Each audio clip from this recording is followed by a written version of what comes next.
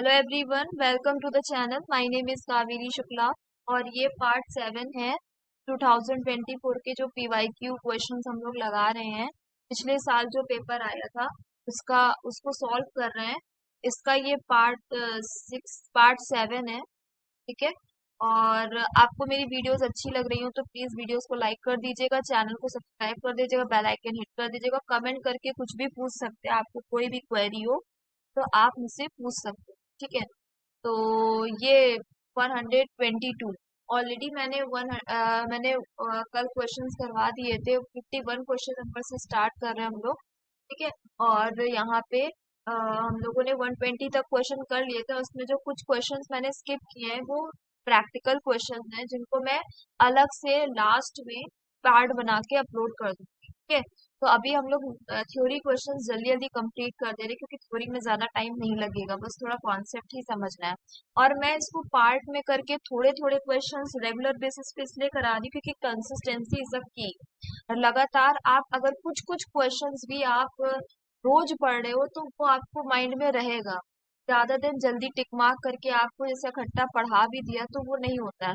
जैसे मेरा भी प्रैक्टिस नहीं होता, लेकिन अगर मैं रोज एक क्वेश्चन भी समझूं, चार क्वेश्चन समझूं, लेकिन अच्छे से समझूं, तो वो मुझे हमेशा याद रहेगा। ठीक है। तो लेट्स स्टार्ट क्वेश्चन नंबर 122।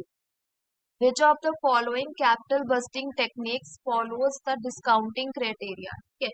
ये बिजनेस फाइनेंस की यूनिट से क्वेश्चन पूछा गया है। कैपिटल बस्टिंग चैप्टर का क्वेश्चन है, जिसमें आपको यहाँ पे एक तो डिस्काउंटिंग मेथड्स होते हैं, एक तो नॉन डिस्काउंटिंग मेथड्स होते हैं। जिसमें अगर देखा जाए जो नॉन डिस्काउंटिंग मेथड्स है, जो टाइम वैल्यू ऑफ मनी को कंसिडर नहीं करते हैं, एक तो होता है हमारा अकाउंटिंग रेट ऑफ रिटर्न और एक होता है पे बैक पीरियड। अगर हम ये सी ऑप्शन हटा दें और ये ई ऑप्शन हटा दें तो हमारा करेक्ट आंसर हो जाएगा ए बी डी। तो A B D is the correct answer for this particular question. ठीक है। इसके रिगार्डिंग में इस टॉपिक पे मैं वीडियो भी अपलोड करूंगी टॉपिक वाइज। फिलहाल अभी क्वेश्चंस थोड़े से सॉल्व कर लेते हैं। पीवाईक्यूज पहले खत्म करते हैं अच्छे से। विच of the following is not, अब देखो नॉट करके, ठीक है, और पैटर्न कैसे कैसे पूछा जा रहा है कि कौन सा नहीं है। ठीक है। कुछ स्टेटमेंट्स दे दिए आपको चार पांच, उसमें आपको चूज करके बताना है क्या करेक्ट है। कभी रॉन्ग पूछ लिया, कभी मैचिंग वाले क्वेश्चंस पूछ लिए, कभी असर्शन रीजन वाले क्वेश्चन पूछ लिए, कभी मतलब इसी टाइप से कैसे क्वेश्चंस पूछे जा रहे हैं। तो ये पैटर्न समझने के लिए पीवाईक्यू बहुत इंपॉर्टेंट है। ठीक है। तो विच of the following not micro environment, macro और माइक्रो इन्वायरमेंट होते हैं। यूनिट फर्स्ट का क्वेश्चन है, बिजनेस इन्वायरमेंट वाले सब्जेक्ट का क्वेश्चन है ये।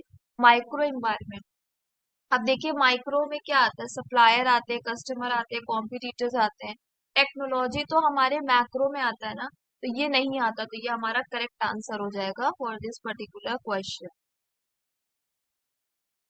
चलिए नेक्स्ट क्वेश्चन देखते हैं। ये भी यूनिट 1 का ही क्वेश्चन है कि question number 124, which of the following are different types of dumping. अब डंपिंग जो है यहाँ के इसके टाइप्स पूछे गए हैं। ठीक है। तो एक तो परसिस्टेंट डंपिंग होती है, एक तो प्रीडेक्टरी डंपिंग होती है, एक तो स्पोरेडिक डंपिंग होती है। नॉमेडिक डंपिंग नाम से कोई भी डंपिंग नहीं होती। तो इसमें अगर हम डी को एलिमिनेट कर देंगे तो ये फोर्थ वाला ऑप्शन भी हट गया। और हमारी परसिस्टेंट तो होती है तो ए आना चाहिए, यहाँ पे ए भी आना चाहिए, तो ये भी नहीं होगा और ये भी कंप्लीट नहीं होगा। तो हमारा करेक्ट आंसर हो जाएगा persistent dumping A, predatory dumping B, sporadic dumping C. A B C is the correct answer for this particular question. और प्लीज वीडियो को लाइक भी करिए आप, अगर जो भी व्यूअर्स मेरी वीडियो को देख रहे हैं, अगर आपको हमारी वीडियो अच्छी लग रही हो और आपको कोई भी हेल्प मिल रही हो कॉमर्स में या कुछ भी क्वेश्चंस में, आपको सॉल्व करने के मेथड तरीके में कुछ भी अगर आपको हेल्प मिल रही है, आइडिया मिल रहा हो, तो प्लीज इस वीडियो को लाइक कर दीजिए और चैनल को सब्सक्राइब भी करते रहिए। सब्सक्राइब भी कर दीजिए, मतलब जो भी व्यूअर्स देख रहे हैं। ठीक है। और अब question number 125, what is the privilege of a holder in due course. Privilege क्या है होल्डर की in due course? The right to cancel the instrument at any time, instrument cleansing of all defects, exemption from legal obligations, unrestricted transfer of the instrument। तो क्या privilege है holder in course? तो correct answer क्या हो जाएगा? Instrument cleansing of all defects. ठीक।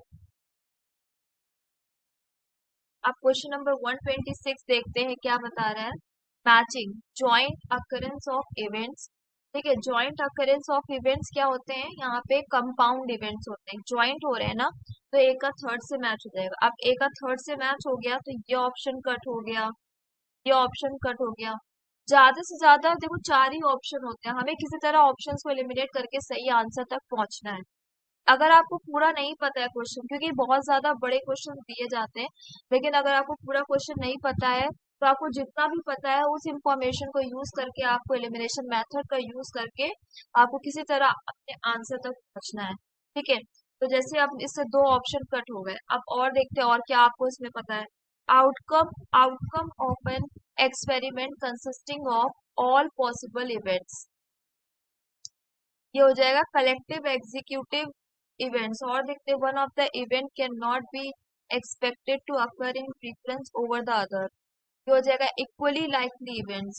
ठीक है, और the occurrence of one event implies that the other can not occur, ये ये इसका डी का क्या हो जाएगा? डी का हो जाएगा यहाँ पे फोर्थ, डी का हो जाएगा फोर्थ, म्यूचुअली एक्सक्लूसिव इवेंट्स। ठीक है, one event employed and other can not. ठीक है, तो ये इसका करेक्ट आंसर हो जाएगा। आपको अगर कुछ इसमें और भी लग रहा हो तो प्लीज कमेंट भी करिएगा। ठीक है, कमेंट करके आप मुझे बताइएगा, कोई भी अगर आपको क्वेरी लग रही हो या कुछ भी आपके माइंड में क्वेश्चन हो तो कमेंट करिए। क्वेश्चंस को मतलब कुछ भी पूछना हो तो आप कमेंट कर सकते हैं, मैं रिप्लाई जरूर। ठीक है, आपको कोई भी क्वेश्चन में डाउट हो या कोई टॉपिक आपको चाहिए जिस पे आप चाहते हो वीडियो बना दो, ठीक है, तो आप मुझे कमेंट करिएगा। अगर मुझे इसकी नॉलेज होगी, क्योंकि मैं भी अपनी नॉलेज शेयर करी, जितना भी मुझे आता है मैं अपना एक्सपीरियंस अपनी नॉलेज शेयर कर रही हूँ। ठीक है, और हम लोग साथ में इतना तैयार कर लेंगे कि इस बार जियारत निकाल लें। Which of the following can file a petition for winding up of a company. ठीक है, winding of of a company, company के बंद होने पे कौन कौन सी पिटिशन, कौन पिटिशन फाइल कर सकता है? तो शेयर होल्डर्स कर सकते हैं, द क्रेडिटर्स और प्रोस्पेक्टिव क्रेडिटर्स कर सकते हैं, the person authorise by a central government कर सकता है, लेकिन लीगल हायर्स नहीं कर सकते। तो सी यहाँ पर भी है, कट हो गया, सी यहाँ पर भी है, कट हो गया, और सी यहाँ पर भी है। ठीक है, तो बचा A B D, the correct answer for this particular question. अब मे बी ये क्वेश्चन रिपीट भी होते हैं, ठीक है, रिपीट नहीं भी होते तो कॉन्सेप्ट्स तो रिपीट होते ही हैं। इससे आपको आइडिया लगेगा कि पूरे पेपर में बार बार लगातार क्या पूछा जा रहा है। अब देखिए, ये इसके ऑप्शंस यहाँ पे मुझे गलत लग रहे हैं। अगर आपको इसका कुछ और आंसर लग रहा हो या आपको कुछ और इसमें कुछ समझ में आ रहा हो तो मुझे कमेंट करके प्लीज बताइएगा, मुझे इसमें थोड़ा डाउट लग रहा है, बट मुझे इसका आंसर ये लग रहा है। अगर आपको कुछ और लग रहा हो तो जो भी व्यूअर्स देख रहे हो तो इस क्वेश्चन को थोड़ा सा देख लीजिएगा। Arrange the question number 128, arrange the following anti dumping process in proper sequence. Anti dumping process हमें यहाँ बताना है। सबसे पहले तो प्रिलिमिनरी स्क्रीनिंग होगी, फिर हम इसके बाद इनिशिएशन करेंगे, फिर C rejection under de minimis unsubstantiated information etcetera, फिर preliminary findings followed by finding and measures, फिर यहाँ पे डी आ जाएगा exporting country allowed to modify practice. ठीक है,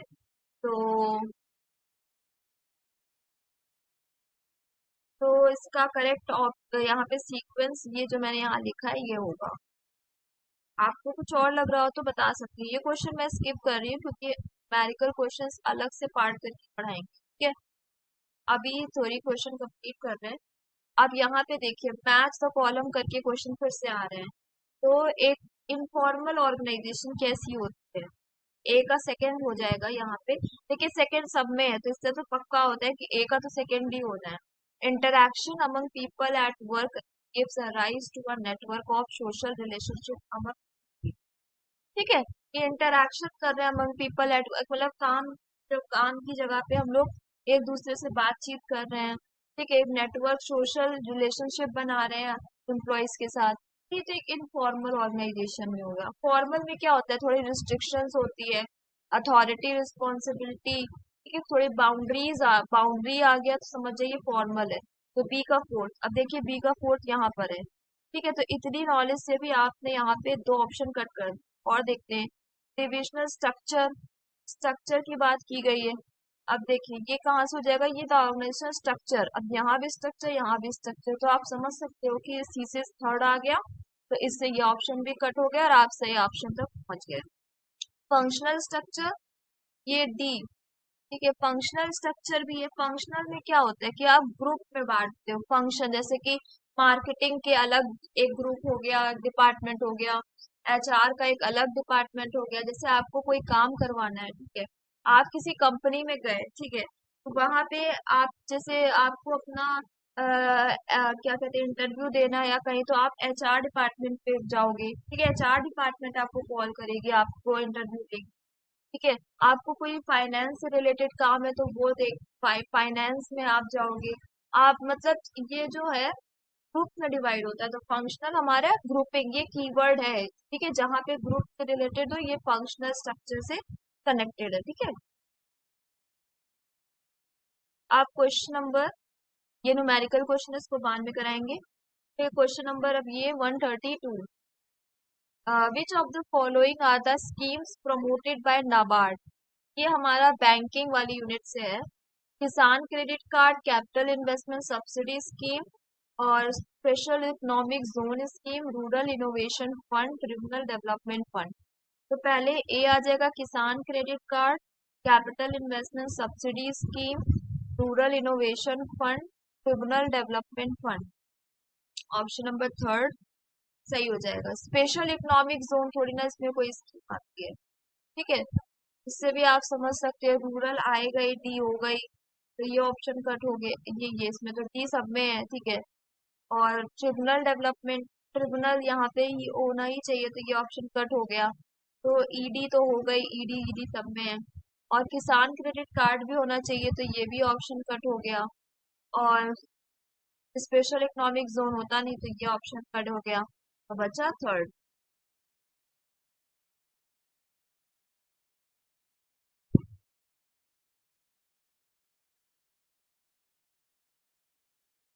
one thirty three, which of the following are the principal functions of UNCTAD. UNCTAD के principal functions क्या है, to promote international trade with a view to accelerating economic development, सही है। To assist economic development of developing countries by promoting private enterprises, सही है। To make proposals for putting its principle and policy into effect, ये भी सही है। To negotiate multi trade agreement, ये नहीं।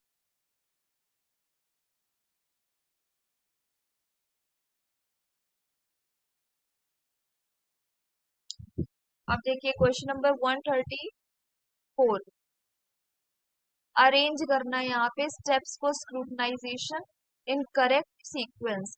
तो डी हो जाएगा, सीजनिंग आएगा, फिर क्रेडिट इनहेंसमेंट आ जाएगा, फिर बी ट्रांसफर टू एसपीवी आ जाएगा, फिर ए फॉर्मिंग एसपीवी आ जाएगा, फिर ई इशुएंस ऑफ सिक्योरिटीज आ जाएगा। तो fourth is the correct option for this particular question.